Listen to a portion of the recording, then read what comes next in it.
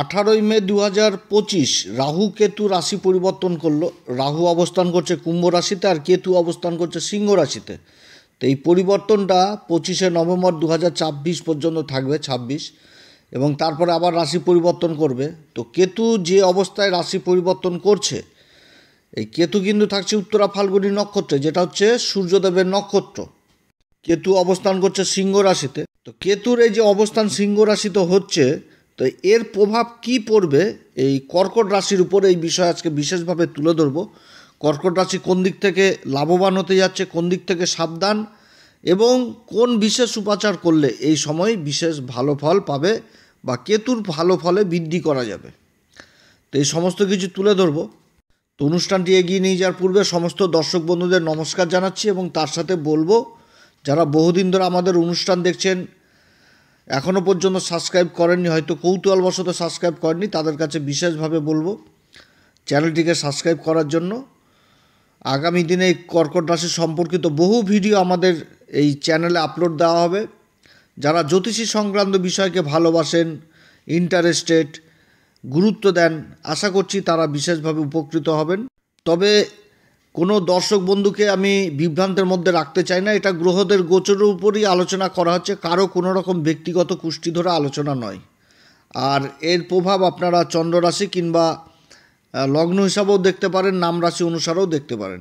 আরেকটি ভালো সংবাদ শোনাচ্ছি, সেটা হচ্ছে আমাদের দৈনিক রাশিফল চালু হয়েছে, যার জন্য একটি নতুন চ্যানেল SM অ্যাস্ট্রোলজার নামে চ্যানেলটিতে দৈনিক রাশিফল আপনারা পাবেন, প্রত্যেক দিনের রাশিফল পাবেন, যেটা বিগত কয়েকদিন ধরে বন্ধ ছিল। এই চ্যানেলেই দেওয়া হচ্ছিল, কিন্তু ইউটিউবের বিভিন্ন নিয়ম যে 3টির বেশি ভিডিও আপলোড দেওয়া যাবে না, যার জন্য ভিডিওটি আপলোড দিতে পারছিলাম না। বহু দর্শকের কমেন্ট করছেন, হোয়াটসঅ্যাপে মেসেজ, এছাড়া ইউটিউবে কমেন্ট করছেন। অবশ্যই দেখবেন, আশা করছি উপকৃত হবেন। তো কেতু এই যে উত্তরা ফাল্গুনী নক্ষত্র অবস্থান করছে, কেতু এই নক্ষত্রে থাকবে জুলাই মাসের 20 তারিখ পর্যন্ত। তারপর আবার কিন্তু নক্ষত্র পরিবর্তন করবে, তখন চলে আসবে আবার পূর্বা ফাল্গুনী নক্ষত্র, যেটা হচ্ছে শুক্রদেবের নক্ষত্র। উত্তরা ফাল্গুনী নক্ষত্রের অধিপতি হচ্ছে সূর্য, আর অধিপতি দেবতা হচ্ছে কি আরিয়ামা। আরিয়ামা হচ্ছে পিতৃদের দেবতা, এবং এই দেবতা হচ্ছে কি পর উপকারিতা, আশ্রয়দাতা, করুণা এবং মমতাময়ী। এক কথায় বলতে গেলে বিপদের সময় আশ্রয়দাতা, এই হিসাবেই কিন্তু জ্যোতিষশাস্ত্রে এটা বর্ণনা করা হয়েছে। তো সিংহ রাশিতে এই উত্তরা ফাল্গুনী নক্ষত্রের প্রথম চরণ পড়ছে, এবং 3টি চরণ আবার বুধের মিথুন রাশি বলছে কন্যা রাশিতে যে পড়ছে। তো যার জন্য এই নক্ষত্রের উপর আবার সূর্যের প্রভাব থাকে, বুধের প্রভাব থাকে। তো সূর্যের প্রভাব উত্তরা ফাল্গুনীর প্রথম চরণে থাকছে আর কি। তো যেহেতু সিংহ রাশিতে পড়ছে, যার জন্য অনুশাসন প্রিয় হয়, আত্মবিশ্বাসে প্রচণ্ড ভরপুর হয়, আত্মবিশ্বাস, রাজার গুণটাও থাকে এই উত্তরা ফাল্গুনী নক্ষত্রের মধ্যে। যে রাজার কী গুণ, যে বিপদের সময় কারোর পাশে দাঁড়ানো, প্রজাদের পাশে দাঁড়ানো, প্রজাদের যেন উন্নতি ভালো হয় সেই চিন্তা করা। তো এরকমই তো রাজার চরিত্র হয় আর কি। তো এই গুণগুলো থাকে এই নক্ষত্রে, এবং শত্রুদের উপর বিজয় হাসিল করে। শত্রুরা যদি বিপদে ফেলে, তো তার মধ্যে উঠে এসে আবার শত্রুকেও কিন্তু নত করায়।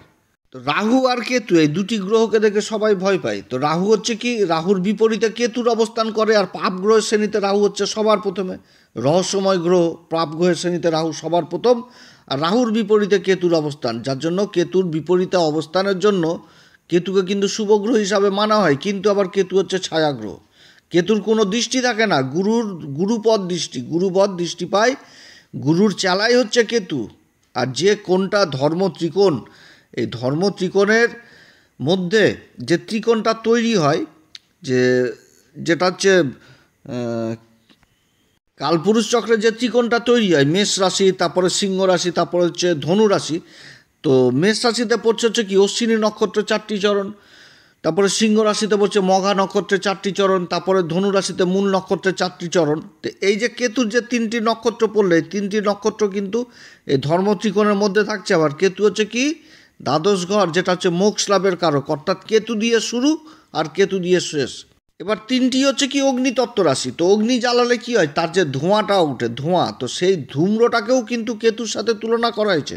অর্থাৎ ধর্মের সাথে কেতুর কিন্তু বিশেষ যুক্ত রয়েছে। ধর্ম হচ্ছে কি গুরু, গুরু কিন্তু ধর্মের জ্ঞান দিবে। তো জ্ঞানটা কাকে দিবে, শিষ্যটাকে, ওই শিষ্য হচ্ছে কেতু। যার জন্য কেতুর সাথে দেবগুরু বৃহস্পতির সম্পর্ক হচ্ছে গুরু শিষ্যের। কেতুর দৃষ্টি নাই, গুরুবৎ দৃষ্টি, গুরুর সমান দৃষ্টি পায় কেতু। তবে কেতু একটি ছায়াগ্রহ, ভ্রম তৈরি করে। তো উত্তরা ফাল্গুনী নক্ষত্রে জুলাই মাসের 20 তারিখ পর্যন্ত থাকবে, তারপরে আবার চলে আসবে হচ্ছে পূর্বা ফাল্গুনী নক্ষত্রে। কেতু সবসময় কি পাঁচ জিনিসটাকে তুলে ধরার চেষ্টা করে। রাহু সবসময় কি নতুন নতুন স্বপ্ন দেখাবে, অ্যাম্বিশন দিবে কে রাহু, যে তোমাকে চলতে হবে, তুমি পারবা, তোমার মধ্যে সেই ক্ষমতা রয়েছে, এরকম একটা মায়াজাল তৈরি করবে মনের মধ্যে রাহু। ইচ্ছা আকাঙ্ক্ষাটাকে যথেষ্ট বৃদ্ধি করে দিবে, আকর্ষণ জিনিসটাকে নিয়ে চলে আসবে, মনের মধ্যে ভ্রম তৈরি করে দিবে রাহু। কিন্তু কেতু এর বিপরীতে অবস্থান করবে, যে বুঝাবে যে এই জিনিসটা তোমার জন্য না, তোমার জীবনের মূল্য হচ্ছে অন্য। তোমার জীবনের মেন জিনিস হচ্ছে কি ঈশ্বর ভক্তি, আত্মবিশ্লেষণ করো নিজেকে, যে তুমি পৃথিবীতে কি কারণে এসছো, পরমাত্মাকে চিনো, যে তোমাকে সৃষ্টি করেছে, যে গোটা বিশ্ব ব্রহ্মাণ্ডকে সৃষ্টি করেছে, তার চরণেই তো আসল সুখ, এই জিনিসটা বুঝাবে। তো এবার রাহুর বিপরীতে কেতু অবস্থান করছে, তো রাহু থেকে কি তামসিক গুণটা উঠে আসে, সবসময় আনন্দ ফুর্তি উল্লাস এগুলো উঠে আসবে, যোগাযোগ জিনিসটা উঠে আসবে, কানেকশন, মনকে স্থির রাখতে দিবে না রাহু। আর কেতু পড়ে থাকবে এক কোণে, কেতু একটা কোণে পড়ে থাকবে, অন্ধকারের মধ্যে পড়ে থাকবে, নিজের আত্মকে বিশ্লেষণ করবে, ঈশ্বরের প্রতি চিন্তা নিয়ে আসবে, ঈশ্বরের প্রতি ধারণা নিয়ে আসবে। যার জন্য কেতু যে ঘরে বসে সেই ঘরে পাস জিনিসটাকে খুবই নিয়ে চলে আসে, সেদিকেই কিন্তু বিচার বুদ্ধিটাকে নিয়ে যায়। যার জন্য কেতুকে সাধুর সাথে তুলনা করা হয়েছে। কেতু হচ্ছে কি সাধু, ঈশ্বর সাধনা, ভক্তি, আত্মবিশ্লেষণ, এই সমস্ত জিনিস, আধ্যাত্মিকতা, এই সমস্ত জিনিস কেতু থেকে দেখা হয়। গা ভর্তি সোনা, মাটিতে পা পড়ে না, গাড়িতেই ঘুরে বেড়ায়, আকাশে ঘুরে বেড়ায়, এত বড় লোক হয়েও কিন্তু ওই সাধু সন্ন্যাসীদের পায়ের মধ্যে লুটিয়ে পড়ে তার আশীর্বাদ নেওয়ার জন্য। তো এইটাই হচ্ছে কেতু, এই যে আশীর্বাদ যে নিচ্ছে যার কাছে, যে সাধু সন্ন্যাসী, তার কাছেও গা ভর্তি লোক মাথা নত করে দেয়, যে বাবা আমাকে আশীর্বাদ করো, আমার জীবন যেন ধন্য হয়, যে আমাকে আশীর্বাদ করো, আমার যেন ভবিষ্যৎ ভালো হয়। তো এই সেই কেতুই হচ্ছে কিন্তু এই সাধু সন্ন্যাসী। আবার কেতুকে কি বলা হয়, ধ্বজা বলা হয়, পতাকা, চিহ্ন, যার অস্তিত্ব হচ্ছে চিহ্ন, কোথায় উঠে, সবার উপরে কিন্তু পতাকার স্থান থেকে ধ্বজা, জয়ের চিহ্ন, জয়ের প্রতীক। তো এই কেতু এবার অবস্থান করছে কর্কট রাশির ক্ষেত্রে দ্বিতীয় ঘর, যেটা হচ্ছে সিংহ রাশি। সিংহ রাশিতে কেতু অবস্থান করছে, আর অষ্টম ঘর যেটা কুম্ভ রাশি, এই ঘরে অবস্থান করছে হচ্ছে কে রাহু অবস্থান করছে। এবার কেতুর প্রভাব পড়ছে হচ্ছে ষষ্ঠ ঘর, যেটা হচ্ছে ধনু রাশি, তারপরে অষ্টম ঘর কুম্ভ রাশি, এবং কর্মের ঘর যেটা মেষ রাশি। এই তিনটি ঘরে কেতুর প্রভাব পড়ছে। দ্বিতীয় ঘরটা কিসের ঘর, বাণীর ঘর, আত্মীয় স্বজনদের ঘর, খাবার দাবারের ঘর, তো আবার ধন সম্পত্তির ঘর। তো কেতুর এই ঘরে অবস্থান যথেষ্ট ভালো অবস্থান, কিন্তু নক্ষত্র পেয়ে গেছে কি, নক্ষত্র হয়ে গেছে উত্তরা ফাল্গুনী নক্ষত্র, সূর্যের নক্ষত্র, সূর্যের রাশিতে অবস্থান করছে।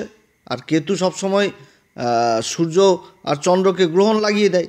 তবে সূর্য হচ্ছে কি রাজা, রাজার রাশি হচ্ছে সিংহ রাশি, তো রাজার ঘরে তো গ্রহ যথেষ্ট খারাপ ফল দিতে পারবে না, এখানটাতে তো কিছু কিছু ফল ভালো দিতে হবে।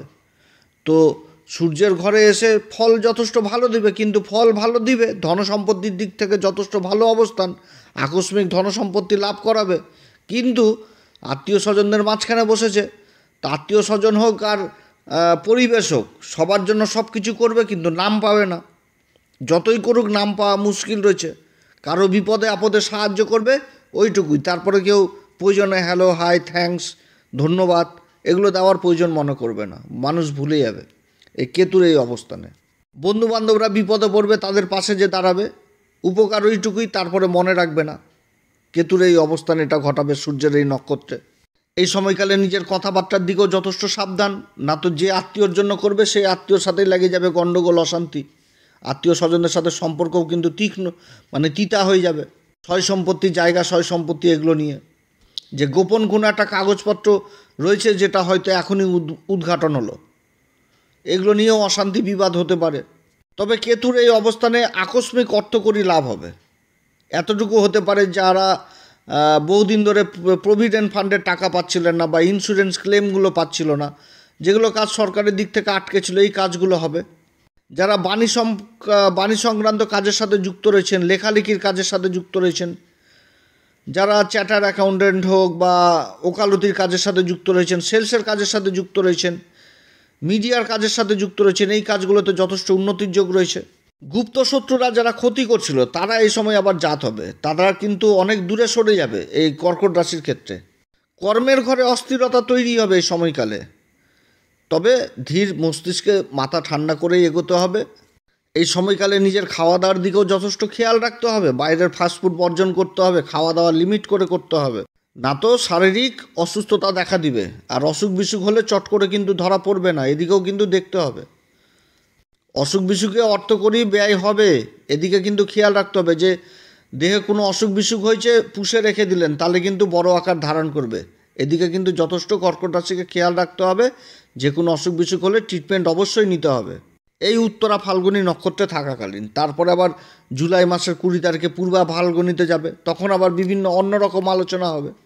তো উত্তরা ফাল্গুনী সূর্যের নক্ষত্র, সূর্যের রাশিতে অবস্থান করছে, এই সময়কাল এদিক থেকে সাবধান।